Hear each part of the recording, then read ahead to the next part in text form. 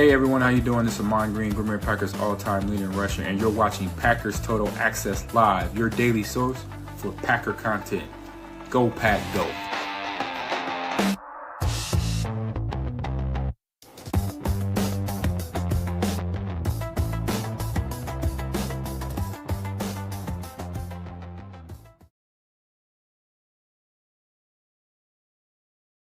All right. Good morning, gang. Welcome into Packers Total Access Victory Monday. My name is Clayton. You can check us out on packernet.com. Find me on Twitter at Packers_access. Joined alongside Tim in Green Bay. We got Emilio in Tennessee, a rainy Tennessee. He's like, you know what, man? Let's just take the day off. Let's get in and talk a little ball, talk a little Victory Monday. And we got an awesome show for you guys and gals. Appreciate everybody hopping in here with us in the morning. We're just going to kind of walk through this whole Victory Monday and just have a little mini celebration. Just hang out, talk about what happened. We're going to hit on several different topics. So we'll give you kind of the vibe in the locker room. We'll also talk about Aaron Rodgers struggling to be able to communicate with his offense in his own home stadium in Pittsburgh. Wow, that's rare. We'll talk about that. Tucker Kraft goes off. We'll hit on all of those. We'll give you the sound bites from the TV broadcast and everything that happened there. Jordan Love, phenomenal game. This is one of those, outside of the Dallas playoff game, this one is probably the top game. And maybe this is even better than the Dallas game. I don't know, because national stage, we'll talk about all of it. Jordan Love rising to the occasion. Christian Watson's return, I don't think it could have been much better with how he handled everything. Absolutely awesome. And then we'll wrap up with some defensive talk. Rashawn Gary, Micah Parsons, and, of course, Carrington Valentine. As we've got the snap count, we'll give you all that information and just how many snaps did he play as opposed to Nate Hobbs. Before we get into all that, let's do that YouTube stuff. Hit like, hit subscribe. If this is your first time tuning into PTA, welcome. Thank you for making us a part of your Victory Monday. We're not experts. We're not insiders. We're not media members. We're fans just like you, talking Packers on the daily. So if you're looking for that type of content, make sure you click subscribe, hit that like button, and also click that bell icon so you're notified when we go live here in the future. So I ain't going to lie, Emilio. I can see it in Tim's eyes, too. Boy, it's an early morning here. It's sipping the coffee. Tim's on his coffee. I've already had a my best Stephen A. real quick with the bang. I had 3 shots of espresso. Now we're on the Alani energy drink. So we're burning some turbo diesel this morning, boys. We actually, I think the Alani, what it is after the coffee, you just throw a little, what's it called, a little octane booster in there, and just give it a little additive, little jet fuel additive there. Absolutely. Before we dive into all the content, Emilio, I know you wasn't on the post-game show last night. You had a company in it and all that good stuff. Tell us, man, what's your take coming out of this game, man? Because it was, you know me, I try not to get too high and I try not to get too low. It's hard not to get too high on this game, and this is just one of those games that it had everything. They struggled in the first half, and in the second half, they just come out and was like, "No, we're not going out like this." It was just awesome. What you think? Glad they didn't buckle. We needed a full 60 minutes. I think we got it that game. We had talked about 45, 50 minutes, 55 minutes. I think that we got that full 60 that game, and you had everybody kind of stepping up. I know it's the cliche, but you did see 1/11th coming together really, and everybody just sort of playing for each other. But that, man, the offense, the defense, you had a missed kick or two with the special teams. You know, we can talk about the leg, but in the end, you put up 30 points, you should win the game. And the only reason we've lost is because we didn't put up 30 and we tied with 40. So this team was cruising. I was happy with Quay. I was happy with Jordan. So many good things. I think you can still learn a lot from it, but one that was needed under the lights, big stage, and still top of the NFC, man. I think after a day like that, it was a nice finish. Yeah. Tim, you had a chance to sleep on it. Obviously, man, we were in here pretty late last night. We tried to wrap up the show 2 or 3 times, but the super chats just kept flying in. Everybody wanted to talk ball. After you slept on it here, anything changed? What was the first thing you thought of when you woke up this morning, man? Woke up this morning and I thought, belt to ass, Victory Monday, let's go. And I agree with Emilio's assessment too. You know, they really did took a little dip in that second quarter. The first part of the middle 8 didn't look really good for the Packers, but other than that, they played a full game, man, and they really put it together. You love to see it, and it's a huge momentum builder coming home for 2 games here and friendly confines of Lambeau Field. So good chance that the Packers can keep this win streak going. And it all started with that performance last night. It was a great team win. Yeah, and back to what Mike McCarthy always said, it's how you handle success is more important than really how you handle defeat. That's a big thing. The conversation is now going to steer towards trap game, right? No, it's just stay focused. Do your job. Everybody focus on doing your 111th on every single play. And let's take it one game at a time. Let's go 1-0 every week, which has been kind of Matt LaFleur's mantra. Like X said, keep chopping that tree, man. I mean, it's a big tree. We're going to have to take it game by game, and it's been working, dude. And I just am so excited. And you saw X coming down, throwing the stick here and there. It's every little bit was coming together in that game. It was awesome, dude. Yeah, X had a little extra oomph on his hits last night. He was laying them. So did Bullard. Bullard was laying the wood last night too, man. Edgerrin Cooper. It was a fun night, man. Quay Walker. Yeah, the boys were tuned up for sure. Yeah. Hardy the Prophet with the super chat. I heard J Love was pissed at halftime and gave the team a talk. I did not know that. Did you guys hear that? That is awesome. Not hear that, but I 150% truly believe that is true. Did you guys see the looks on J Money's face yesterday? He looked like an assassin out there, dude. Tim, do you want to know why? He's a grown-ass man now. Yeah. Thank you, Matt. That's the truth. I mean, that's it. I was texting you guys. I literally wore the 10 jersey to Cracker Barrel Sunday morning. Had my nice morning breakfast, country fried steak, some biscuits and gravy, eggs, and I had everybody look, and I just had to let them know 10 was going to have a game. He's walked into that tent and said, "I need that Uncle Herschel special, baby." It was right on the table right now. Absolutely, and a side of pancakes, please. Thank you. Wash your hands, wash your butt, man. That's it. That's all. Always, man. They get a little fire smoke in the Cracker Barrel. You got to wash your hands, wash your butt when you walk in that joint, for sure. Hardy the Prophet, man. Thank you so much for that info, buddy. That's awesome, man. I look forward to hearing more about that for sure. We got Jacob joining us now. The beard is in the house. We're just kind of diving into everything, just getting started, Jacob. So let's start off with the locker room vibe here, boys. And this was the guys coming back in the tunnel after the game, or back into the locker room, I should say, celebrating on Sunday night. The Packers tweeted this out over on X. Let's see what the guys had to say. Just a quick little 18-second clip here. Let go! Yo!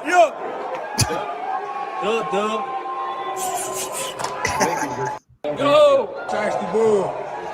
Come on, man. There it is. Hey, W's in the chat. I love how they've all got their own thing, right? Like you got Bull, right? Buller doing the Bull, right? Cooper now, it's obvious every time he comes in after a win, he's going to ride Frosty into the locker room, right? It's just so cool. Everybody kind of creating their own thing. It's been absolutely awesome, man.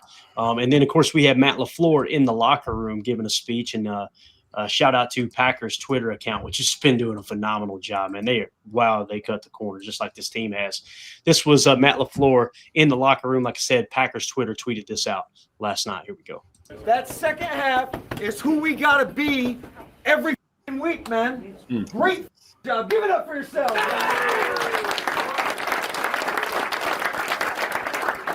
Defensively, held Pittsburgh to 1-10 on third down. Archie had 2 sacks. Micah had a sack. Cooper with the forced fumble.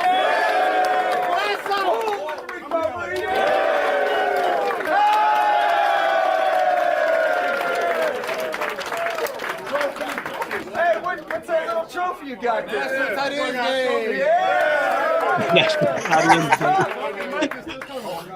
Hold up, I gotta see this again. No. Sorry, I didn't go back far enough. So Jordan, if you guys who are listening on the pod is holding this trophy, it looks like it's maybe 5 inches tall. And it says National Tight Ends Day is what it says on it, right? Did you see the story on that? So Yeah. NBC was going to try and give them belts, I guess, championship belts type deal. No and way. they didn't arrive on time, so they ran out and they bought these little $2 trophies. What they send a DHL, Tim, or something? Probably I cannot believe epic fail. Hilarious. All right, let's continue here. Being smaller than his hand.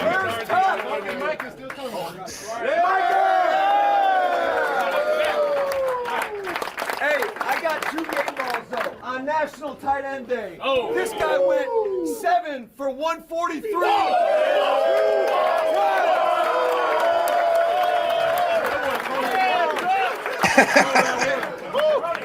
I just have immense gratitude for this organization. I'm spoiled as bro. Being able to come in here, get drafted here, get the opportunity to work my tail off. I love you guys. And I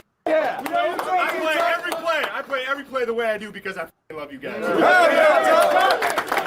Second guy was 29 of 37 for 20 straight completions. He's a grown-ass man now.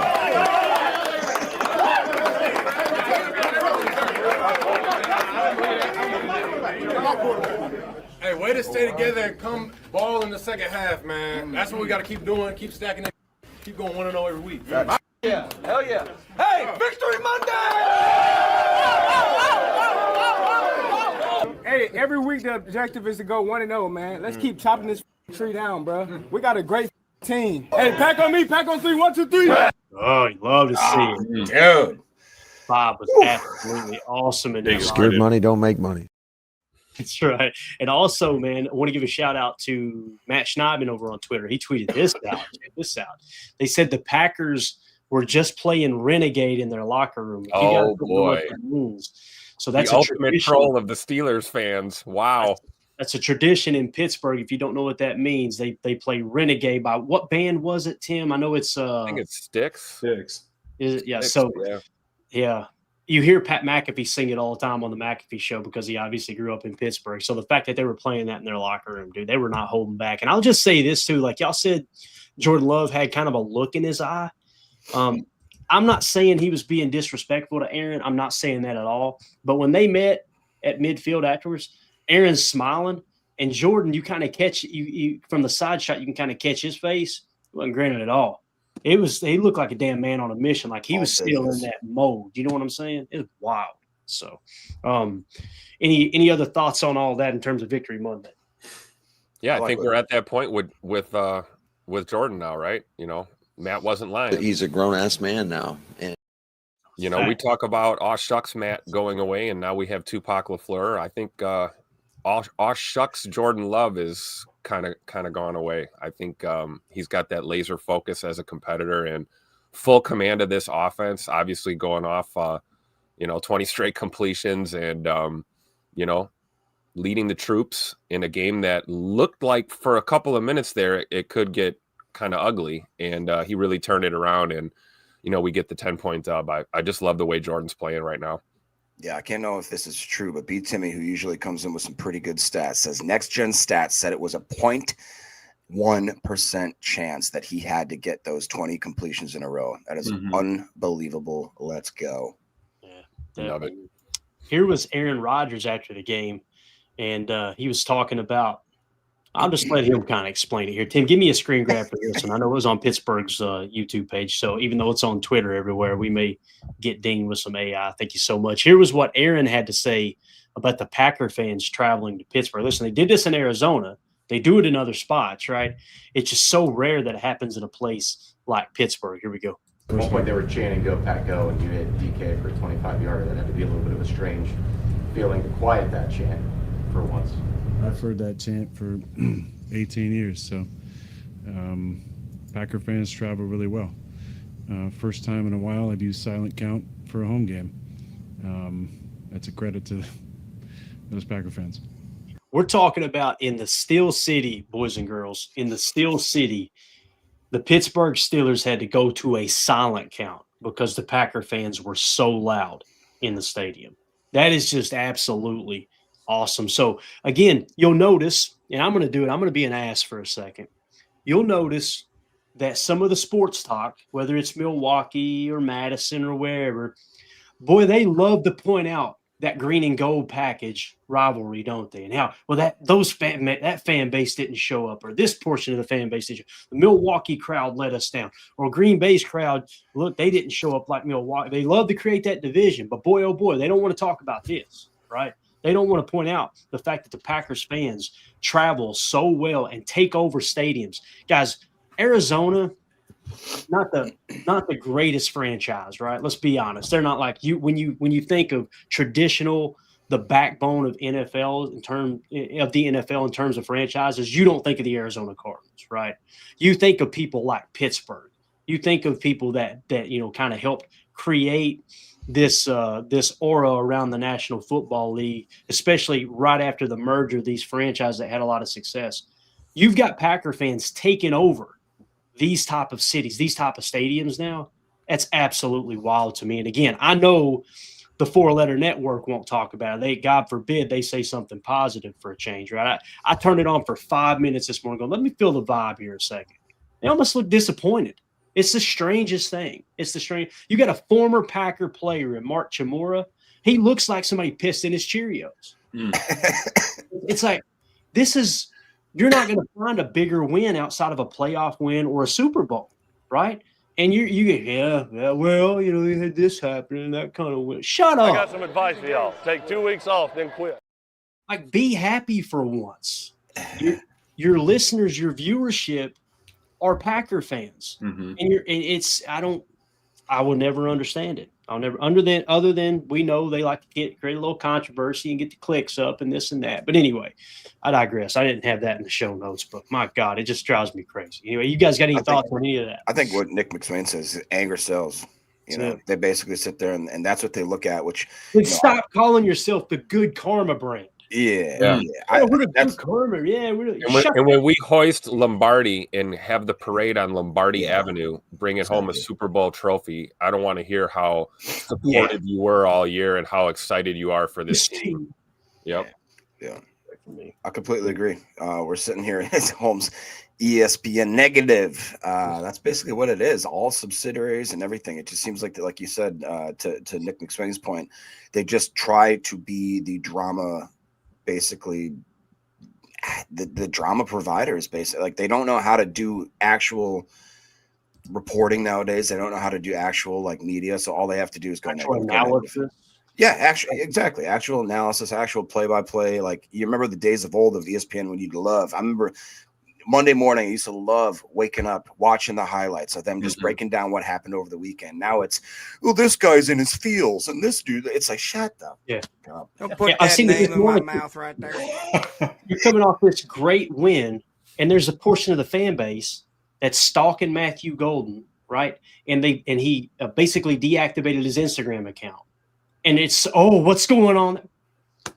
Maybe the dude looked up and said, you know what? They gave me 4 opportunities. I had 4 yards. Maybe I need to focus a little more on ball than social media. Did you think about that? Could have been that, right? But instead it turns to, Matthew Golden's mad at the organization. Like, how do you? But they didn't sit there and watch his YouTube video he put out on his channel 9 days ago talking about how there's big things coming. I just got to put my head down and keep grinding. Right. But they had no idea about that. Yeah, absolutely. And again, Eric Sutherland. It's so true, yeah. Eric Sutherland says, like I've said, ESPN is the view of sports TV. It really is. And I'm with Jacob. Like, we grew up on, I remember, especially in the summertime in baseball season, I would wake up first thing in the morning at 6 a.m., that 6 a.m. Sports Center, get all the baseball highlights. And the second it was over, go outside, grab the bat, grab the ball, let's go play ball. Like, that was the good old days back. Was that Stuart Scott? Days, yeah. Yeah. Stuart Scott. It was before Keith Olbermann lost his damn mind and acting like a weirdo. Drunk Chris Berman. Hell yeah. Yeah, you kidding me? You guys he was on the Canadian Perks or whatever the hell he talked about. If you have not seen the video of Chris Berman going off, if you just put Chris Berman angry, it'll probably pop up. And it was like behind the scenes of somebody walking behind the camera while he was talking. Oh my gosh, man. And everybody's like, oh, that's so toxic. What a horrible human being. I'm like, boy, that was every middle-aged adult male at my family reunions talking like that, just constantly mad at the world. So yeah, it was a different time back then in ESPN for sure. So, all right, Tim, let's get a screen grab ready. Let's talk about Tucker Kraft. All right, let's jump into that. And you guys keep an eye if any super chats come in. I want to make sure we don't neglect those. But so Tucker Kraft obviously had a phenomenal night. Let's start off with the first play here. This is in the first quarter, 1:54 left. And this was, I just said it was on a 1st and 10 play. And one of the things that Matt LaFleur did say as well was, when I seen how hot Jordan Love was getting, I'm just going to keep throwing the ball. Right. And that's one thing. Again, I know people think that Matt LaFleur isn't aggressive enough, but you've seen him really press into the pass last night. Here was Jordan Love to Tucker Kraft on 1st down in the first quarter. When you're drafted. Oh, no doubt. Yeah. Kraft again, taking off up the field. Tucker Kraft cuts inside to the 40-yard line and down at the 39. Yak and cheese, baby. Yak and cheese. So, again, that was in the first quarter. Now, let's fast forward to the third quarter after Jordan Love obviously gave that speech evidently in the locker room and got the boys fired up. This was the Jordan Love with the chuck and duck that Tucker Kraft turns into a 59-yard gain. Guys, this was like the play in my opinion, right? This is the one that really kind of set the tone for the second half. This is early in the third quarter. It's in the middle of 8. A 3rd and 5 play. When the game's on the line, think play or not play. Nobody there. Jordan just throws it up to his guy and lets Tucker Kraft do the rest. Here we go. TJ screaming off the edge on 3rd down. Love hit as he throws, up for grabs. Caught! Kraft! Oh, on the run! Kraft pulling away! Still on his feet at the 30. What a run after the catch by Kraft all the way to the 26. That was trailing 16-7. On that play. Now, we'll leave this one up, Tim. We're going to, if you'll pull that screen grab down, I want everybody to be able to see this real quick. You guys could hear those, right? Oh, yeah. And real quick, shout out to Mike Tirico, man. Slowly becoming one of the modern day GOATs when it comes to the play-by-play, man. Yeah, the bright spot of the Sunday Night Football crew, for sure. Absolutely, man. All right, so here we go. I just tweeted out when the game's on the line, think play or not play, trailing 16-7 in the third quarter. This is the play that sparked everything that happened in the second half. I said Brady had Gronk, Mahomes has Kelsey, Breeze had Graham, talking about Jimmy Graham, and John Elway had Shannon Sharp. Jordan Love has his guy, and it's Tucker Kraft. So let's just hit it here. We'll play it a couple of times for you guys and gals. Look at the pressure in his face. You get to the point, guys, where you're like, you know what? I can't just throw this ball away. I can't just take a sack. The offense needs a spark. Sooner or later, you've got to give your guy a shot, right? Watch the pressure get to Jordan here. I mean, he's got 2 guys bearing down on him, right? Hand in his face. This reminded me of the Philadelphia playoff game last year where you guys remember when he threw the interception, and I said, I don't have a problem with that interception because it's like the offense is sputtering. You got to try to get a spark. You got to try to make something happen. He took a shot to Dontavion Wicks, one-on-one coverage. Unfortunately, it got picked off. Great play. But again, right here, watch Tucker just look around and go, oh, what is this? Piece of candy. Ooh. Absolutely awesome. Then the stiff arm, dragging people. Look at just throwing people. I lost my mind watching that live, man. I thought for sure when that ball came out, it was going to get picked for sure. But Jordan just standing tall. You see Josh Jacobs here, all he can to block. Who was that? Was that Queen? Coming in, Patrick Queen. Kind of hard to tell. Yeah, just doing what he can, try to die a slow death there, right? Exactly. Pressure. And Jordan standing tall, pressure in his face, throwing the ball. I love it. And by the way, how about Zach Tom being TJ Watt's daddy? Look at him taking him down to one knee right here. Love to see that. Hopefully he's out before my QB, man. Come on now. Yeah. Hope Zach Tom's okay after that. That was a little scary. He came back, so I think he is. I think we're good. That you're right. Though. That was I think he just got his foot stepped on. Ain't that what the broadcast? Yeah, Jordan Morgan stepped on his foot, I think. Yes, that's what happened. Do you guys remember when Tuck Norris? They asked him like, how do you how the yak that you kind of exhibit, like how do you do that? And he goes, well, I sincerely think that no DB is able to tackle me. He runs like that. He actually puts it on it. Like he looks at those dudes and instead of going out of bounds, he's like, come on, let's go. And he will just road grade those poor sons of what's to just into the dirt, man. It's fun to watch. He is old school. Like you said, he's a Gronk, he's a Kelsey. He is that man. Yeah, definitely. All right, so here's another clip. All right, another audio here. I tweeted this out. Jordan, at this time, guys, there was 11 minutes left in the game, right? And at this point, Jordan Love was already 26 of 31, 317 yards passing, 3 touchdowns. Tucker Kraft at that point had 7 catches for 143 yards and 2 touchdowns. 7 minutes left to play. And here we go. Here's another clip. Again, this is roughly 11 minutes left to play, and the Packers are leading 22-19 at this point. Here we go. Pressure coming. He picked it up. Inside. Kraft's got it. At the 10. Kraft running away to the end zone. He has 2 touchdowns. You see that? I do this. Christian Watson celebrating with him as well. Just absolutely awesome. Awesome stuff. So, again, man, we've got – listen, it's early, but people are finally starting to realize – you remember earlier in the season, too, when we got this thing cranked up this year, we talked about this. We talked about Tucker Kraft. The advanced analytics, right, are showing that Tucker Kraft's going to be a great football player. Remember us talking about this, Emilio? We were talking about the yards over expected, things like that, right? The EPA over all that stuff, and everything was lining up like, man, all he needs is more targets. If he gets more targets, like we talked about it last year, guys, if he'd got the same amount of targets that Brock Bowers got, he would have blown Brock Bowers' numbers out of the water. And Brock Bowers ended up with 1,100 yards receiving, something crazy. Yep. So, again, Happy National Tucker Kraft Day is what PFF Fantasy put out. 7 catches, 143 yards, 128 yards after the catch. That is insanity, Emilio, and 2 touchdowns. So, Tucker Kraft, dude, he's the type of person that you build a franchise around, man, for sure. And I love what Matt LaFleur said, that they're going to get him more involved, right? Yeah, it looks like they had him, NFL Pro had him 32 routes, 9 targets, target percentage of 28%. I mean, he really is crushing it, dude. That was such a game for him, a breakout game. Glad he had it. National Tight End Day. It was the trifecta. And to have him on this team is unbelievable. Dude's a 3-year here. He got a C on his chest. And you just saw it in the locker room how much they respect him and how he carries himself. And that juice, dude. He can do the flip. He can run 3 guys over before he gets tackled. It's everything we needed. And then he's just down there getting gritty on the run block. And we're lucky. We're super blessed. Yeah. Tim, you got anything you want to add to the Tucker Kraft talk here, man? Yeah, what Emilio said there, putting up numbers like this offensively and then still – being willing to roll up your sleeves and get down and dirty in the run game. He's a complete tight end. He's not a, just a pass catching threat.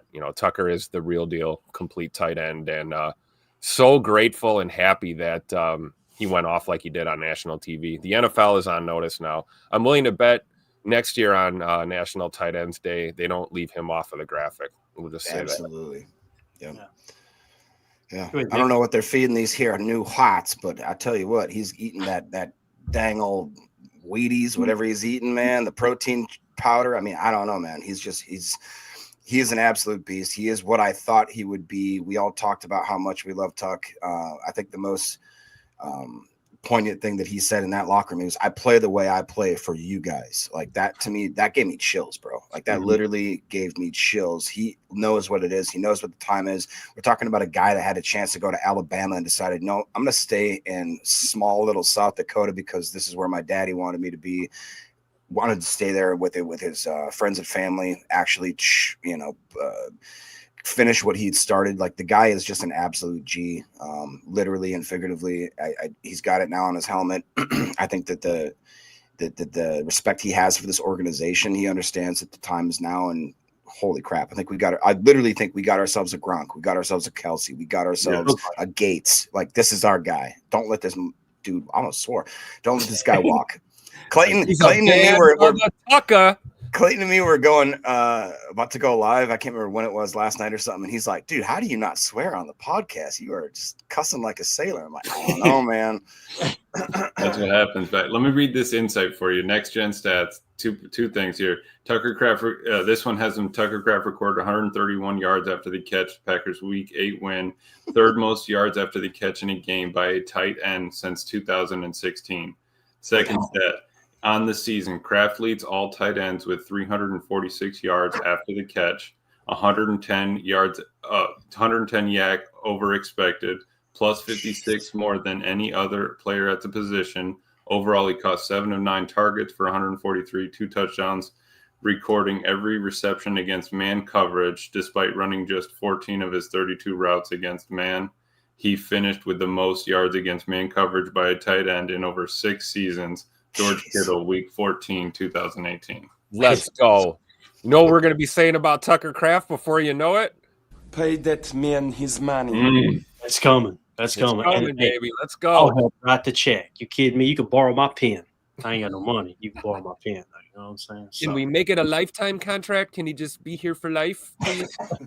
And Jacob, as you were talking about his quote there in the locker room where he said, "Do I do this for you guys?" I went immediately back. Remember the end of the year last year, locker clean out, and what he said, yeah, things need to change, and I'm going to take on more of a leadership role. And I remember thinking, be careful. You're kind of appointing yourself as a leader. You better back it up. He's backing it up completely. And it's not just about production on the field, but it's obviously putting the work in to get yourself in a situation where you can perform at this level. I see that on the offensive side of the ball. You look at, it's like Tucker Kraft is the heart and Josh Jacobs is the soul of that offense, you know, and Jay Money's the ringleader. You know, you see these guys want to play for each other, and you know, that's something special when you have that in your locker room, you know, and we're seeing it right now. We're at that nearly halfway point through the season. I've never felt more confident in a Packer team in the last probably five, 6 seasons. I feel like they've really put things together. They built this roster right, and guys have the right attitude, man. They're playing for each other, and you feel like you can run through a wall for your teammate because you know that they'll do it for you. It's something special brewing in Green Bay right now. Really is. It is. So let us know what you think. If you're watching this video back later, let us know in the comments. What do you think about Tucker Kraft? Which play was your favorite play? Do you think he is a top 3 tight end? Is he top 5? Is he just top 10? We want to hear from you guys. Make sure you hit subscribe and click that bell icon so you're notified when we go live here in the future. Appreciate y'all. All right. Talking about knowing that he is that guy. Sean Gary was asked about Jordan Love, and this is just about 9 seconds of this interview. I love what he had to say right here. So here was 52. Here was Bang Gary when asked about Jordan Love. Let me make sure the volume's up. Here we go. Tonight and how he played. He's him. He's him. Everybody in the league, if y'all not woke, please wake up, get the crust out your eyes, because he is him and 10 is coming. Period. Thank you, Rashawn. Thank you. Just straight to the point. One more time. Tonight and how he played. He's him. He's him. Everybody in the league, if y'all not woke, please wake up, get the crust out your eyes, because he is him and 10 is coming. Period. He is him and 10 is coming. Yeah, sounds like me. Take the crust out your eyes. Come on, Jacob.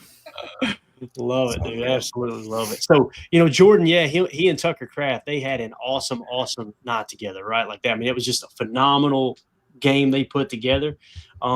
But he wasn't the only one, right? We actually got Jordan Love hit Savion Williams for his first touchdown of the year. Tim, if you'll give me that screen grab real quick.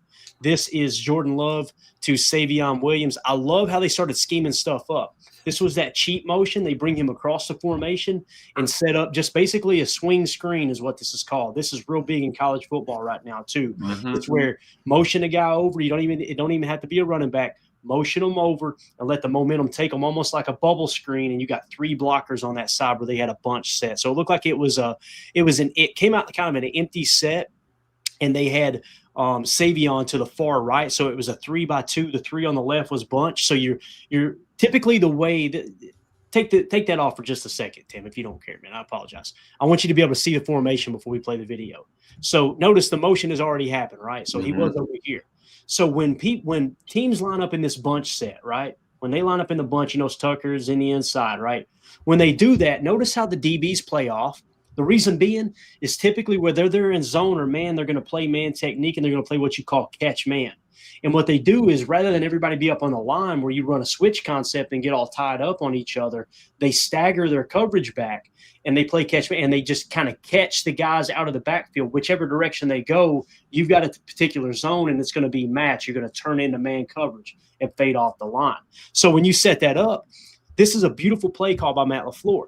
You come out empty. They're playing it like a normal bunch set and how they're going to play this. And then what happens? You swing him over. Now, all of a sudden, you got the hat count and the leverage because these guys are 5 yards off the line of scrimmage. It's chess, not checkers. Give me that screen grab now. Let's listen to Mike Tirico call Savion Williams his first touchdown catch. Savion Williams has got it. Williams getting the blocking to the pylon. Savion in for the touchdown. I love Savion on that play too, guys. And the reason being is because he's a big enough, ball carrier, I guess, his yak ability, that you're expecting contact there. If they truly see the swing screen and they attack, he can just lower his head and get in there. Matthew Golden could have scored there too, I'm sure. But doing it with Savion, it's almost like setting up a power back in that situation. You know what I'm saying? I absolutely love that both of those guys have their strengths as rookies in this wide receiver. Right, and this is later on in the game after you had already had Savion in the backfield, given that you give him a handoff, set that up, and then you bring him in orbit motion there. All right, what's he going to do? You're waiting for him to stop, run a dive, swing back, zipper back, but no, let's kick it out there. And you got it. You're lined up on the right side. You're running that play to the wide side of the field, and you just let him get after it. And like Clay was saying, you're 5-6 yards off the ball. You have 3 dudes already over there. You just got to get to the corner. I mean, you need 10 yards. Matt was on fire. I'm telling you, and Tim, we kind of talked about it last night. You go in. Why did Emmanuel Wilson seem to get more production than Josh Jacobs? I think Matt recognized. Now, Josh Jacobs got more carries than Emmanuel Wilson, but I think Matt recognized, okay, when Josh Jacobs is in there, they're really keen in on the run. When we put Emmanuel Wilson in, we popped a couple passes out, and they softened up like, okay, 23's in, let's play the pass. And they just started handing the rock, and it was there, right? Yep. Again, Matt LaFleur was on one, man. For sure. And I think, Josh Jacobs is always going to get more carries than Emmanuel Wilson. He's our running back one, but it shows, like you always talk about, you're gathering intel in this game, and, you've got to make adjustments. And that was a great adjustment on Matt's part and on the offense's part to, realize that it wasn't working on the ground early in the game. It just wasn't. And I think, putting Wilson out there and then opening things up in the pass game is ultimately why we saw Josh Jacobs touchdown later on in the ball game. And it did start to work, but Emmanuel Wilson is sneaky good. And I think the more touches he gets, the better off he really looks. And, you get that guy's motor going, he's going to give you a hell of a ball game. And he was yesterday. He was on point, and great team win, but it was a great adjustment for Matt to go ahead and air that thing out and attack Pittsburgh in that pass game for sure. Yeah. And Jacob, you look at this pass chart here, man, from Jordan Love, 29 of 37, 360 yards passing, 3 touchdowns, no interceptions, and a plus 7.6% CPOE. Look at this spray chart, man. My man was he was all over the joint and efficient as all get out. Jordan Love, dude, I mean, he's definitely top 5. The way he played last night, that was MVP caliber football, Jake. That was MVP caliber football. Now, can you do it week in and week out, like Greg Cosell said about Jordan when he first came out in the league? He's got the arm talent. He's got all the tools. Is he going to be the same great player week in and week out, I mean, he should be. I mean, but if you listen to, absolutely brilliant football minds like Rex Ryan and whatever, he's just not the type of guy that's going to be able to put the ball in the right place in the right times, if according to the experts. But it's weird. If I look at this chart, I see a lot of green. I don't see many hot there. That's weird. All seriousness aside, I mean, the guy has become, we have the drop. He is becoming a grown ass man. He is absolutely stepping into the forefront of what it means to be a franchise leading quarterback, and not just any franchise. Like, we're talking about walking in the shoes that he has to fill of Brett Favre and Aaron Rodgers. And to a lot of people that they would crumble in that sort of pressure. Jordan Love is just a steadfast. He's got a sturdy chin. He doesn't care if he gets hit a couple times. Like you said, he's going to step into throws. He's going to follow through. The emotion that I had watching him kind of just humbly take charge of this team, and even like with the way that Matt LaFleur kind of embraced him at the end of the game, and him just kind of looking as if like, yeah, this is what I do. You know what I mean? This is right now, he is becoming a leader of men, and that he's a grown-ass man now. And absolutely he is. And this is the type of stuff where you can't teach this. This has to be earned. This isn't just given to people. This is what Jordan Love has done from the 3 years sitting behind. And like to your point, Clayton, when he came out there, Rodgers, that's a different point in his career where he's, good job, young man. With Love, he's looking at him like, I knew I could do it. You know what I mean? Like, he's coming in there with a type of confidence. I dare to say an ego about him, because I want him to have an ego now. Before, I thought, like, again, we said goodbye to aw shucks, Matt.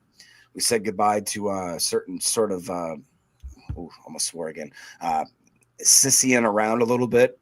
This is now a team that is led by dudes that are willing to put their head through a freaking wall. If you got him, you got Kraft, you got Gary, you got Parsons, you got Quay, you got these guys that are just no nonsense. Williams, all these dudes, Jacobs. Nobody gives an F about what you think, your feelings. They all want business. They want the numbers. They want it to come out on on paper, like as to what they actually come and put down. And I'm excited, bro. I feel like we are peaking at the right time. Scared money don't make money. Speaking of emotion and all that and people who overreact, you guys remember my interaction last year with Adam Shine? You guys remember this? He worked for Sirius NFL Radio. Listen, I know some people go, I don't even know who that is. He's been around the NFL for a very, very long time. He helped launch Sirius XM Radio back in the day. He was the guy who did the Sunday Drive on Sirius XM NFL Radio. But he said something roughly 2 years ago, and I called him out on Twitter, right? And when I called him out, we went back and forth a little bit. And then later on in the year, he actually apologized, like, I was wrong on Jordan Love. Because his quote was, Jordan Love cannot play football, is what he said, right?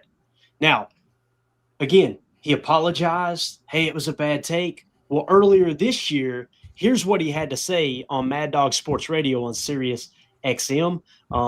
Just listen to it. It's about 2 minutes long, and it's going to be annoying, but I just want to put him on blast here a little bit. Here we go. You knock Aaron Rodgers at your own risk. Aaron Rodgers has a ton of gas left in the tank. Aaron Rodgers is going to have a great season. He's going to piggyback off of what he did with the Jets at the end, and he's going to extrapolate that and have a tremendous, excellent, Rodgers-esque campaign. This is why I was critical of Aaron Glenn for not even having a real conversation with Aaron Rodgers. You know, I can appreciate putting your stamp on something, and Rodgers is obviously gigantic and omnipresent in terms of a presence and a personality. But you know how else you establish a culture and credibility? You win games. And this is a major upgrade. We're talking about the same people, Justin Fields and obviously Aaron Rodgers. The Jets got worse at quarterback. The Pittsburgh Steelers got better. And by the way, go take a look at that schedule. Week 1, Jets-Steelers. There's going to be a lot of pressure. You hear him? He's gassing on up both Aaron Rodgers. teams, both quarterbacks. Listen what he says about the Packers. To win that game. Spoiler alert, you don't have to wait for the Football Friday picks. I will take the Pittsburgh Steelers and Aaron Rodgers, assuming TJ Watt's there. I will take the Pittsburgh Steelers and Aaron Rodgers to win that football game. Better coach, better quarterback. Let's go. Aaron Rodgers is going to march into MetLife and throw for 300 yards. And if you don't think that's going to happen, I don't think you're paying attention. And then when he takes on the Minnesota Vikings, and I think Minnesota is going to be terrific this year. I think Minnesota's the most forgotten team in the NFL. I think he's going to have a monster day. And when he takes on the Bears, and he will, remember that whole I own you, I still own you, he's going to absolutely rock and roll. And, of course, middle of the season in Pittsburgh, Sunday Night Football, Jordan Love. Jordan Love and the Green Bay Packers come to town. All pressure in the world will be on Brian Gutekunst. Oh, my God. Jordan Love. Can't even say his name right. Matty LaFleur. Listen to this. Listen. He's grinning, too. Always grinning near there. He thinks he's on something, boy. And I can't wait for Aaron Rodgers to absolutely rip apart the Green Bay Packers. You talk about a silly body, that slimy worm. They got on to the wrong stuff. He waited the whole time. Yeah, so moment of silence for Adam Shine, who obviously he's about 0 for 16 now on Jordan Love takes. Hey, right? go get your shine box. Go get your shine box. So, Adam, if you somehow see this tweet come across your timeline, sir, keep being ass. Like and so. Very, very consistent. Yeah. Jordan Love says, you know, I don't do that no more. I don't shine shoes no more. But what's your all's take on it? Like, how can you be so confident that something's going to happen and then double down on it, then triple down on it? Again, this is the guy that said Jordan Love can't play football. You know what? I'm going to put it together today. I'm going to create a video. of Jordan Love's highlights last night Nice. with that little soundbite of him saying, he's going to rip them apart. And then I'm also going to play the soundbite of him. It's just going to be on loop. It's going to be Jordan Love can't play football. Touchdown pass. Jordan Love can't play football. Oh, nice. 50-yard gain, whatever. We need to put that together. We Anyway. thought Mr. Cowturd was bad. Holy cow. This is next level. Yeah. And again, for a guy that can't play football, right? Clearly. Tell me if you think these numbers are good. Henry Gold over on X tweeted this out. Jordan Love just had his 16th career start with multiple touchdowns and 0 interceptions. The only player in NFL history with more such games in their first 40 career starts is Patrick Mahomes with 19. There's only 2 players in the history of the game, again, that with 16 career starts has had 16 career starts with multiple touchdowns and 0 interceptions thrown in that game. So Jordan Love just continuing to put himself in rare air there. Another tweet that went out, and I'm just kind of rapid firing here. These are all Jordan Love related. Shout out to Kevin Cole ___ over on X. He put this out. Quarterback efficiency, in other words, EPA per play, through Sunday Night Football with a minimum of 150 dropbacks. Jordan Love leads the league at a positive 0.37. Drake May is second at 0.35. Daniel Jones third, 0.33. Sam Darnold, 0.29. And Pat Mahomes, a 0.27. Dak Prescott was cheeks, so he's dropped quite a bit. But again, you see Jordan Love leading the way at a positive 0.37. Help me out, guys. Is that good or not? I don't know. High score. Is that good? Did I break the game? What does that mean?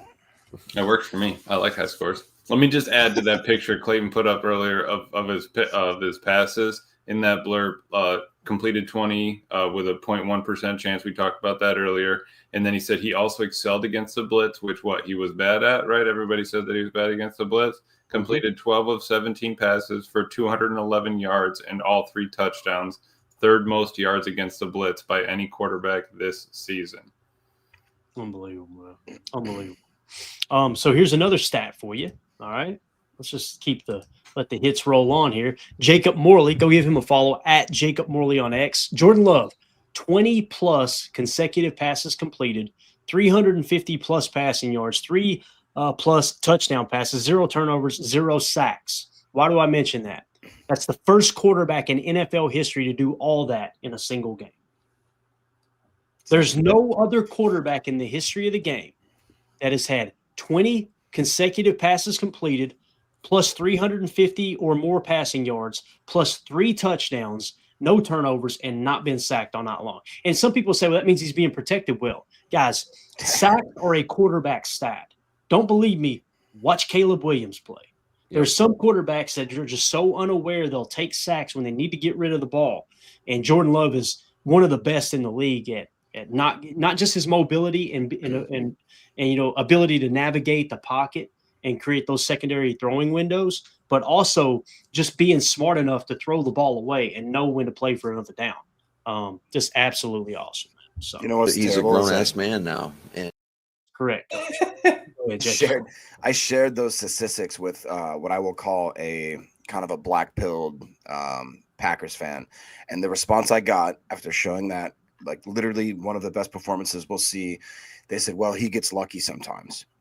All right, so you're just incapable of accepting the fact that Jordan Love is a great player. That's what you are. You have gotten it in your head that you are absolutely just.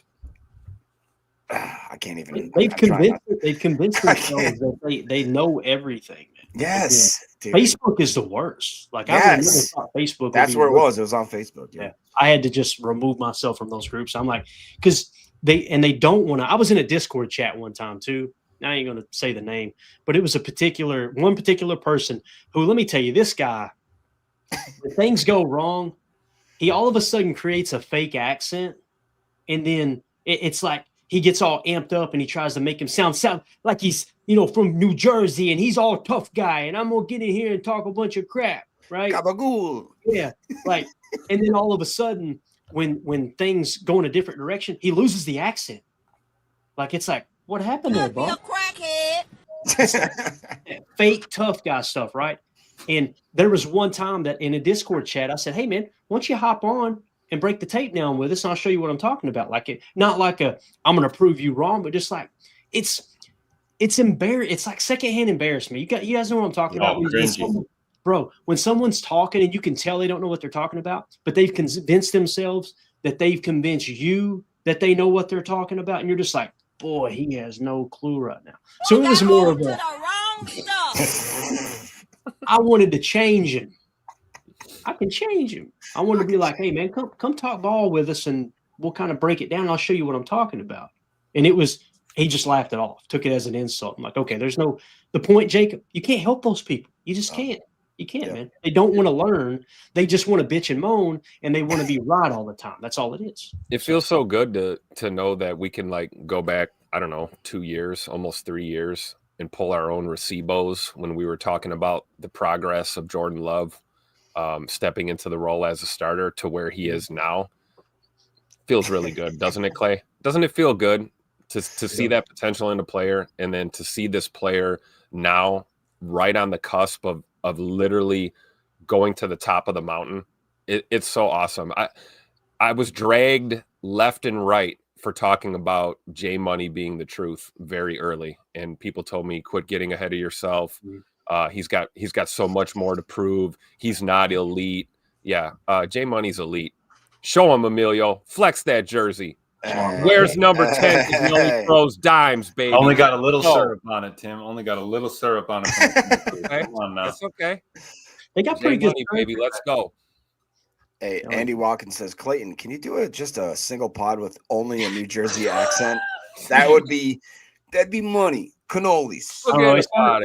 It sounded, as I was saying, I was like, this does not sound like a Jersey accent at all. But I'm gonna try. You got it. Yeah. So that stuff drives me crazy.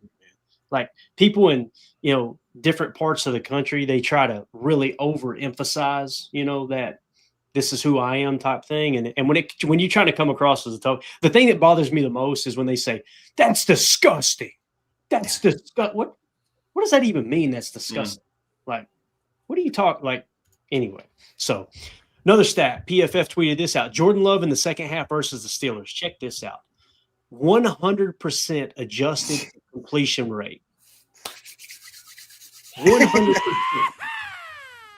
214 passing yards, 2 touchdowns, no picks, and a passer rating of 148.7. Built to ass. Good Lord. So, again, Jordan Love was on one last night. Listen, is he going to play like this every week? Absolutely not. But what you're seeing here is you're seeing more of the back half of 2023 Jordan Love this year than you're seeing the 2024 Jordan Love, who was banged up with 3 injuries. And I remember us talking about the injuries. And I always put an emphasis on, look, I'm not using it as an excuse, but we got to be real and talk about the fact that he's playing banged up out there, right? Oh, it's just an excuse. He's overrated, blah, blah, blah, blah, blah. You're seeing it. This is who Jordan Love really is. Now, again, there's going to be bad games, but this right here is what you have in the ceiling of your franchise quarterback. And you've got to tip your cap to Brian Gutekunst for giving him that contract, man. Got to tip your cap. So anything else you guys want to add to Jordan Love before we move on to Christian Watson's return?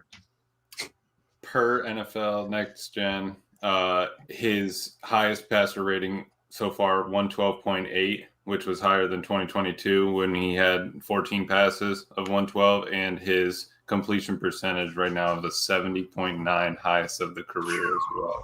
Guys, that's 5% higher than Aaron Rodgers' career completion percentage average. That's crazy. Mama, there goes that man. What was his career average, Clay? 65%. 65%. That's what we got it, Murph. You got it. All right. So if you're watching this video back later, let us know in the comments what you think of Jordan Love, his performance. Where would you rank him? Would you say he's the best quarterback in the league right now? Would you say he's top 3? Is he top 5? Is he top 10? Or are we blowing smoke here and we're maybe pumping him up a little too much? Let us know in the comments. Hit that like, hit subscribe, and click the bell icon so you're notified when we go live here in the future. He was the best guy around. With that Jersey accent. All right. So let's move it along now. Tim, give me another screen grab. Let's move along to Christian Watson. All right. Christian Watson obviously returned to the field last night, and boy, oh boy, was he on one. Again, just maximizing the opportunities, blocking his ass off, the thing about Christian Watson, man, I don't think you're going to see any fall off. We haven't seen him stretch the field yet, right? I think we would all agree we haven't seen that yet. So I'm excited to see if he's still got that burner speed. But like we had talked about leading up to Christian Watson's return, if you can't go out there and run as much as you want to, he's probably in the background working on his hands, I would imagine. And I'm telling you, man, I do not worry about him catching the football now. Here was Christian Watson, and this was Jordan Love on the run, hitting Christian Watson with 35 seconds left in the third quarter. Love with a hand signal. The pressure comes. It's picked up. Love to space. Downfield for Watson. He's got it. Christian Watson, welcome back. He's got it at the 7. Flat. Unbelievable. Unbelievable. Down there somewhere. Let's go. Exactly. You could drop that down now, Tim. And then we got a soundbite. Ryan Wood, shout out to him on X. He posted this video over on X on Twitter. And this was Christian Watson on what it was like being a part of a huge night for the Packers. Here we go. How about Jordan? I mean, 20 straight passes, completed. Pretty incredible. Yeah, I mean, that's monster stuff. I think that he really took command. I mean, we knew that in the second half we had to go out there and execute a lot better. I think he took the helm and, just led us and put us in a position to make plays. And, that's exactly what we need from him. I think he was definitely huge. Your catch on I love that he's putting the shine back on his quarterback. Yeah. That's what's so awesome about Scoot. And we talked about this. Yes, he hasn't been on the field since he tore his ACL last year, Tim. But what you're getting with Scoot, you're getting that leader in the locker room who's helping those receivers behind the scenes. He's able to study the playbook harder and work on his hands while he couldn't really go full speed with the ACL that he tore. And by the way, it is worth mentioning, it was reported that he was clocked at 22 miles per hour this offseason. So he should still have the speed, Tim. But Scoot, man, he's a leader in this locker room. And we got him under contract for the next 2 years to decide, do we want to give him the big money? It's pretty cool. Back on the field like he never left, right? Because he never did. Christian said it himself. He never took a day off since the injury. That's probably why he's back ahead of schedule after blowing out that knee, and looks like he never missed a beat. What can you say about this man right here, dude? I think he had over 30 snaps. We'll get to the snap counts or something like that. So it goes 35. I've never been so happy to be wrong. I was talking about 10 or 15 snaps, let him ease him into the game. Clearly it was, no, he's ready to go. Let's turn him loose and let him play ball. And, this offense just looks more dynamic with Scoot on the field. He really does. It probably lends, a lot of credence to why Tucker had the day that he had. Jordan had the day that he had. It really does. It kind of, the best players make the team better simply just by being available. And then when you see him put it together, blocking guys to the water cooler, catching passes, it looks like he didn't miss any time. It's incredible.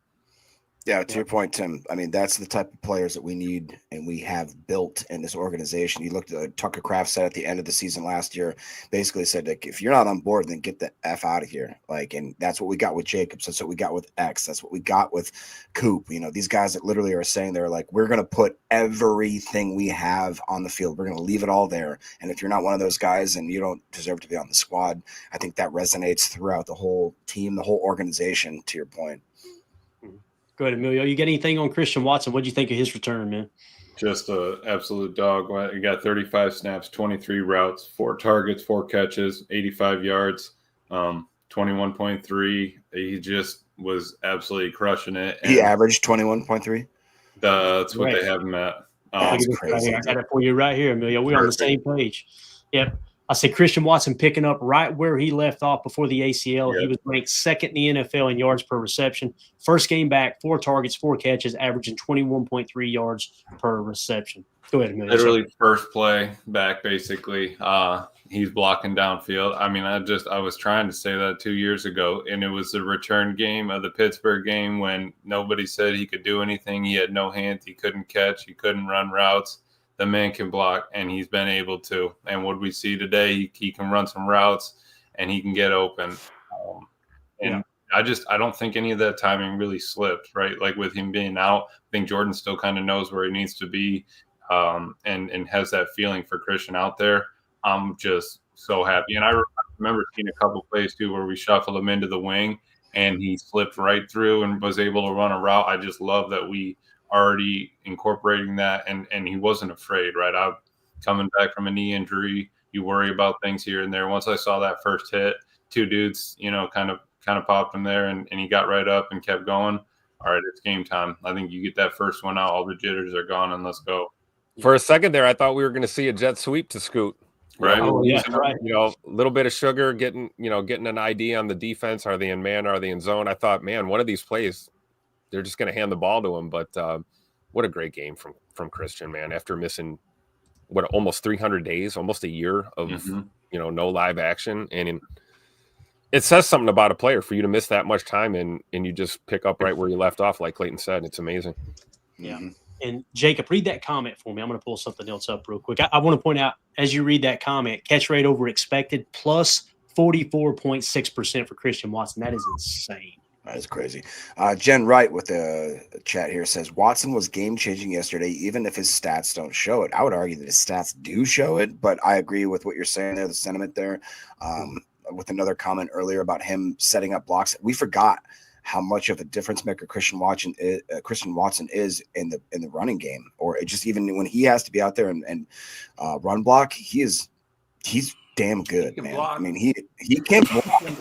Elio, thank you. He can. You're welcome, Jacob. I just thought, like you said, for him to come back and almost like he didn't skip a beat, to Tim's point. It's almost been, like he said, 300 days or whatever. I did not expect him to come back. In my heart of hearts, I thought this is going to absolutely hurt Scoot. It's not going to be able to for him to just come back and get that same speed, the same twitchiness, the same aggressivity, if you will. But he did, man. He came in and he looked like he hadn't missed a freaking game. I mean, it just is amazing. And when you look at the contract, this is what's so exciting, right? And this is where you got to tip your cap to Christian Watson for doing this deal. He could have kind of held their feet to the fire and go, no, I'm going to wait and get my big contract. I'm going to hit free agency. Instead, he signs this little extension here. So he's under contract this year. His cap hit is only $3.3 million, guys. Next year, his cap hit jumps to $6.9 million. $6.9 million for his cap hit next year for I think a true number one wide receiver with the way he can stretch the field, the way he can make contested catches, the way he blocks, everything across the board. He does everything you want a receiver to do. And again, when you look at the structure of it, what they did was they tacked on 3 voidable years. When they do that, guys, they're typically setting the skeleton for an extension if everything goes okay. If it don't, then you just move on. So like, let's say he didn't pan out, right?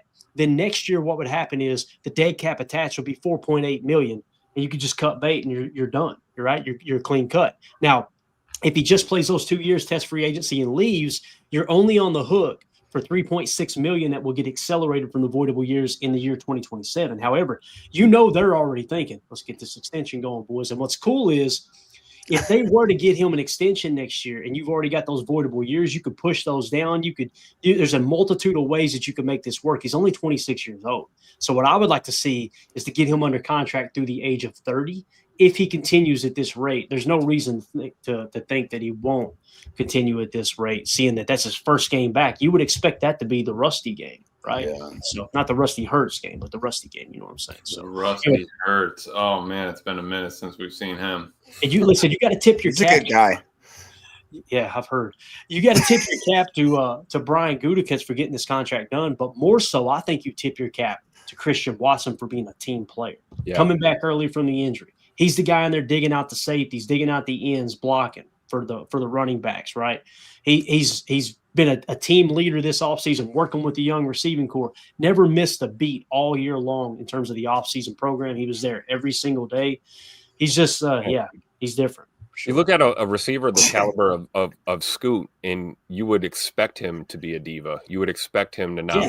Yeah. You would expect him to, not show up for mini camp, and you would expect him to, but that's not what we have with Christian Watson. Clearly, this guy is a different breed.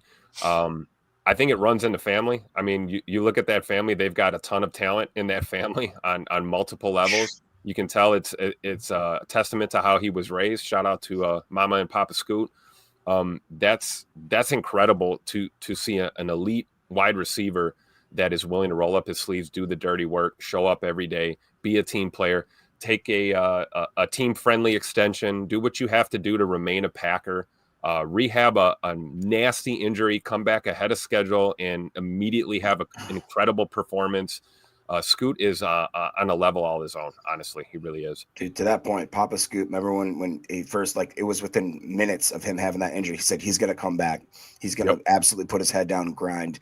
That's exactly what he did. And to your point, Tim, like the family structure around that, you have to have people in your corner that are going to give you that sort of confidence. And he did everything and did it in a crazy rate. I'm just so excited that he's still on this team, man. And I think that the sky's the limit for this dude. Literally, I remember in July watching him just run around, with shorts on, and running little basic routes, and we got all excited.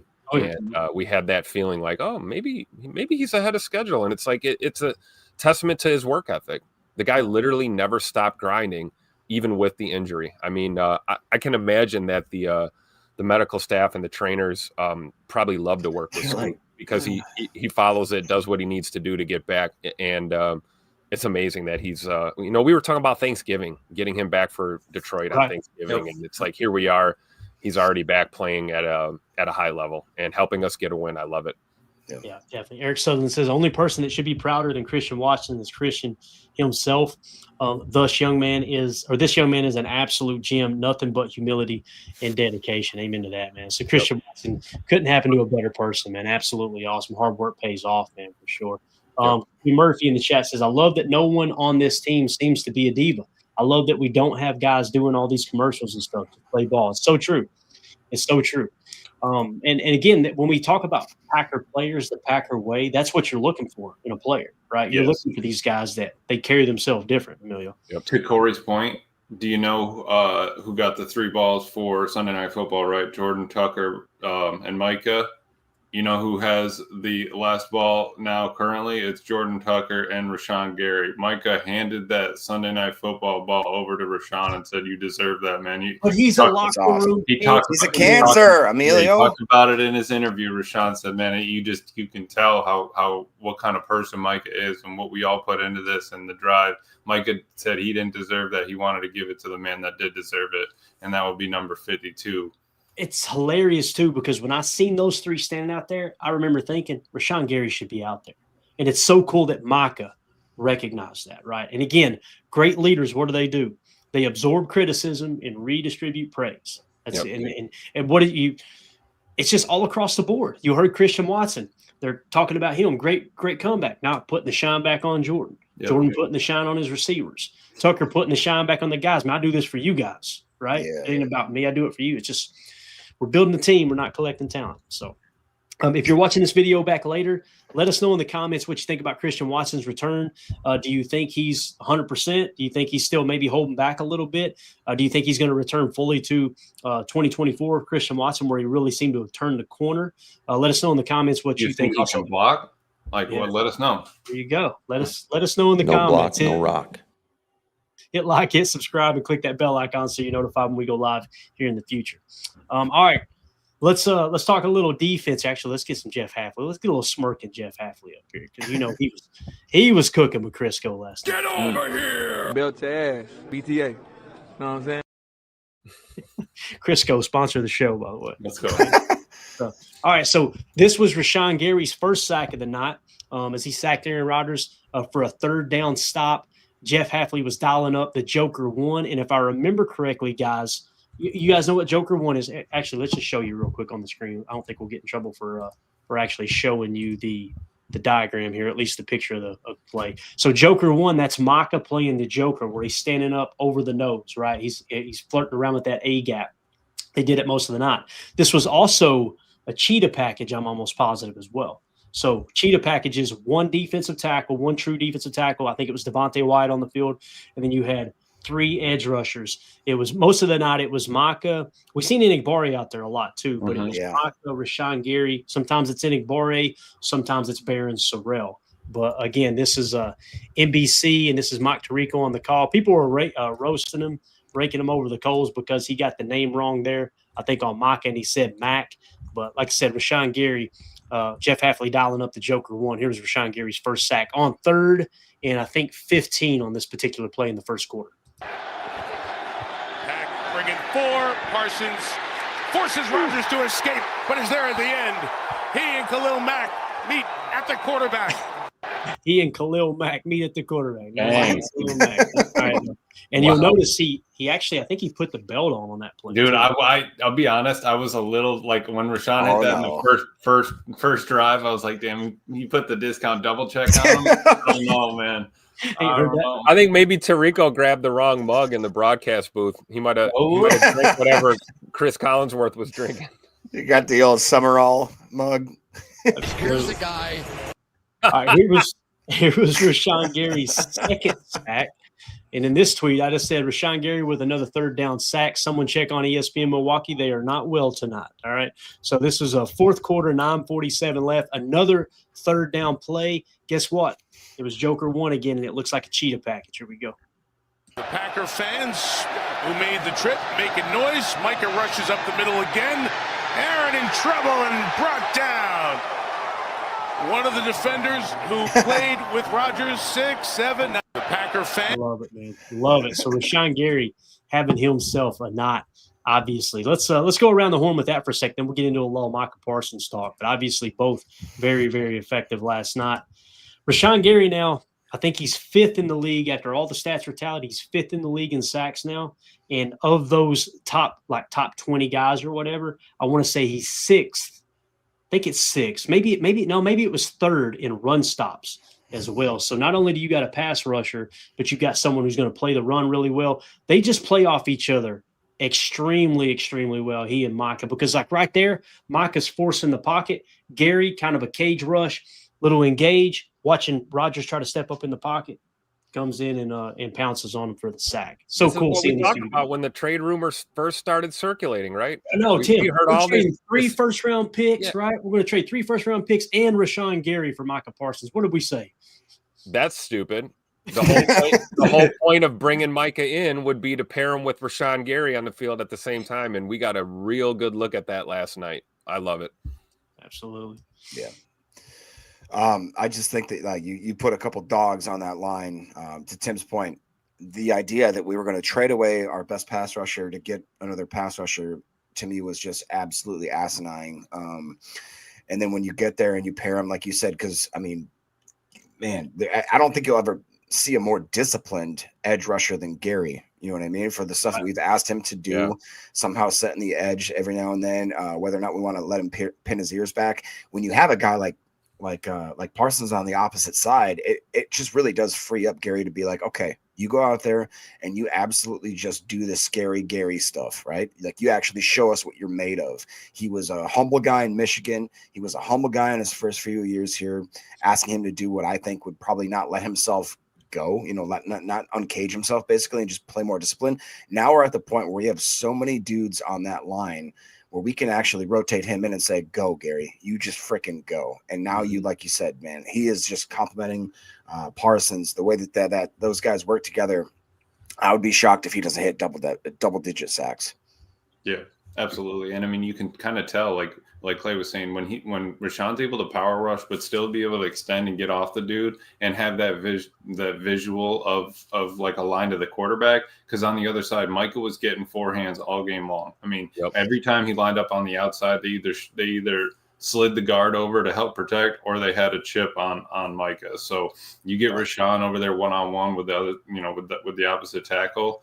I love our odds, and I love that they were flipping them around. I love that I love that we're not stuck to one side, like, Rashawn's only a left end or whatever.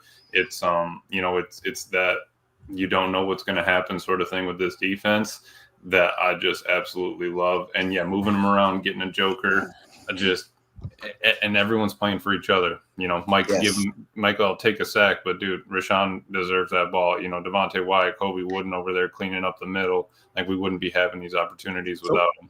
Let's take me back to training camp when we saw that. Sorry, I didn't mean to cut you off. You could, Tim. But at camp, we saw Coach Covington working one-on-one with Rashawn. Yes. We saw a lot of Coach Covington and Coach Ogabasi working the drill with the different techniques, getting off your block, and then the number drill. How many fingers am I holding up? Are your eyes getting to where they need to be, regardless of where we're having you line up, what technique you're playing? And those were stressed throughout training camp. And now we're really seeing this translate to the field. You know, yeah, we're at the halfway point of the season, but I mean, let's be honest, this was the biggest game of the year, you know, up to this point. And these boys showed up, and it does. I mean, we didn't have Micah at that point. You know, we still had our normal squad out there. So you bring a talent like that in, and then you see Rashawn doing what he does. It allows you to move Micah, you know, into that look. It allows you to do things that, you know, this league has spent, you know, the last handful of seasons trying to figure out how to block Micah Parsons off the edge. And then Jeff Hafley's like, hey, we're going to stick him in this Joker look. Let you go ahead and try and figure out how to block him and Rashawn. It's just amazing, man. It is. What do you, Tim, what do you think about Eric Sutherland's comment here saying, I was proud of Quay taking his game and keeping his composure. When Metcalf couldn't, it was glorious. Quay has come full circle. You talk about a man growing up. You talk about a guy coming into his own. The transformation of Quay Walker, in my opinion, is one of the most underrated parts of this defense and why we possibly could be a Super Bowl contender. What are your thoughts on that? Yeah, of course. That's my dog, man. You guys know that. That's my bulldog, Quay Walker. I said this a couple of years ago. Everyone was raking him over the coals. Speaking of a guy who deleted his social media because he was tired of the nonsense. Yeah. I think you're absolutely correct. I think Quay has really become extremely coachable, and I think it translates to what we see on the field now. I don't think anyone's going to be able to get in his head. He's not going to do the extracurricular too much, but he is going to talk that talk while he's walking the walk. And I think Matt Schneidman did a good job of kind of summing up what happened there. I basically, you know, there were words exchanged like there was all night between these guys on the field, and Quay just kind of gave him that stare, gave him that stare daggers through DK Metcalf, and we all know DK doesn't exactly keep his composure as well as other guys do all the time, and that was just a testament to the type of player that Quay Walker has grown into as a pro, as an NFL player, and I really do. I think he's going to get that second contract. I really hope he does. Yeah.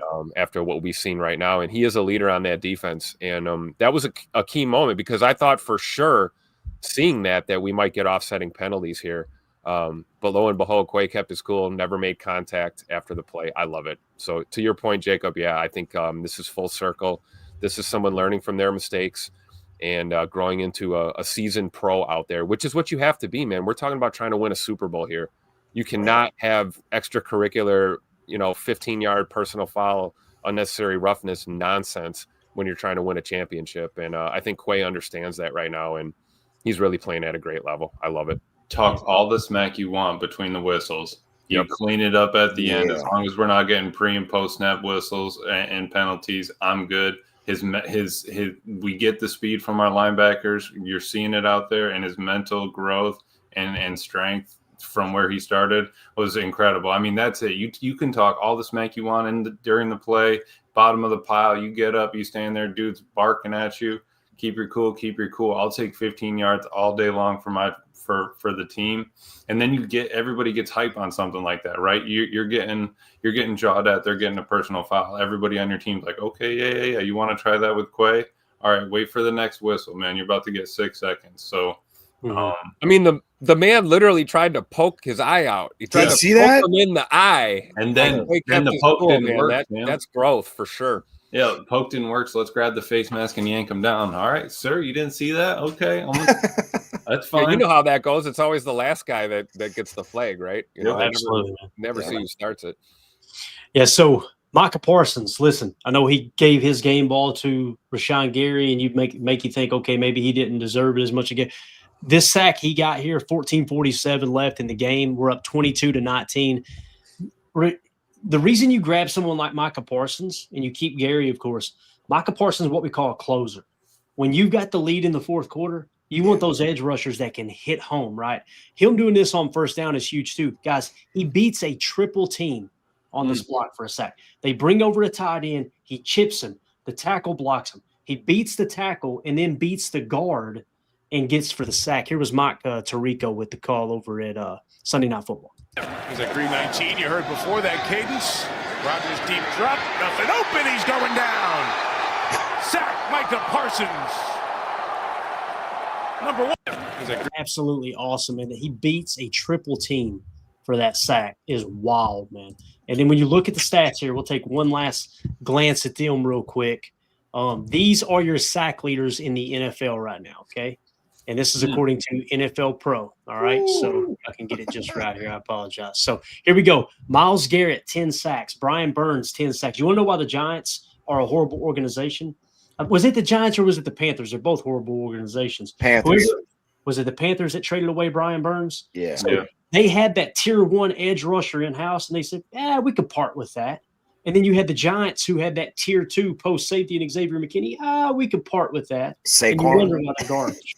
Yeah, exactly. So it's just, anyway, Brian Burns, 10 sacks. Byron Young, 9 sacks. Nick Bonito, 8 sacks. And then in the number 5 spot, you've got Rashawn Gary with 7.5 sacks. Right behind him, Micah Parsons with 6.5 sacks. Here's what's really cool. Micah Parsons, 1 less sack than Gary, but 19.7% quarterback pressure percentage in terms of NFL Pro GPS tracking, okay? And then Gary is sitting at 12.1% and hitting home with those 7.5 sacks. Also, look at the stops. Rashawn Gary, 21 stops on the year. So you could see of all these sack leaders here, when you look at the stops column, notice who has 21 or more, right? You have to get all the way up to Gary, okay? And then it's Nick Bonito's got more, Byron Young, Brian Burns, and Myles Garrett. So the point is, of the guys who are leading in sacks in the NFL season, Rashawn Gary has the 5th most run stops as well. Yeah. And listen, Micah, he's a speed rusher, right? But he's still got 16 stops. Yeah. Pretty darn good there as well. And that's coming off of Myles Garrett having a 5-sack game, which is insane. So yes, exactly. So again, you've got 2 edge rushers. This is why you keep Rashawn Gary when you trade for Micah Parsons, right? And again, those Rashawn Gary haters and doubters are awfully quiet right now. They're definitely not gonna admit that they were wrong when they were complaining about his play. So we'll tip our cap to Rashawn for sure. Oh boy, Tim, the first game they have where he might have a 7% pressure rate and no sacks, they'll be right back on their high horse talking about how he's garbage again. Yep. It's statistically impossible for him to do what he's doing and be bad at football. Not just this year, throughout his entire career, Rashawn Gary's done this. So last thing I want to hit on here, and we'll get ready to wrap up. Carrington Valentine, we talked about him a lot, right? And we'll be real brief with this. But obviously he was on the field. We seen Nate Hobbs. I seen Nate Hobbs briefly, right? So he was on the field briefly. And then all of a sudden you seen Carrington out there, and then Carrington was out there again. It's like, did Nate Hobbs get hurt? I'm combing through the Packers news Twitter, nothing there. So essentially what they did was they put Carrington in for a series. He played good on DK, and then let's keep him back out there. Let's put him back out there. Let's put him back out there. Matt Schneidman put the tweet out. Carrington Valentine played 62 of 63 defensive snaps. Nate Hobbs only played 4. Now listen, I'm not going to pile on Nate Hobbs. I don't think he was fully healthy. I don't think he was up to speed on the defense. He was behind the 8 ball, getting hurt in training camp the whole time. This isn't about bashing Nate Hobbs. What this is about, though, is we have got to keep Carrington Valentine on the football field, guys. What he did to DK Metcalf last night was wild. Because, again, I put that – I don't know if you guys seen that tweet I put out of the little smaller cop guy that sets up the stool, stamps up on it, and smacks a guy much taller than him. Like, that's what Carrington was doing to DK last night, no doubt about it. And to tight ends. We saw him, matched up on some tight ends at times, making plays as well. Mm-hmm. And again, it doesn't mean he played perfect. It doesn't mean, he's without fault. But the point is, Carrington Valentine is a true outside starting cornerback in the National Football League. People have got to start recognizing that. Man. Say it again for the haters in the back. And listen, with the coaching staff, you got to tip your cap to the coaching staff.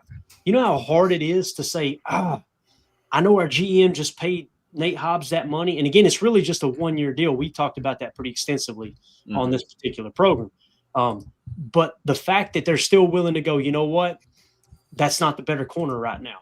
And maybe he will be in the future, right? But what's your scared money don't make money.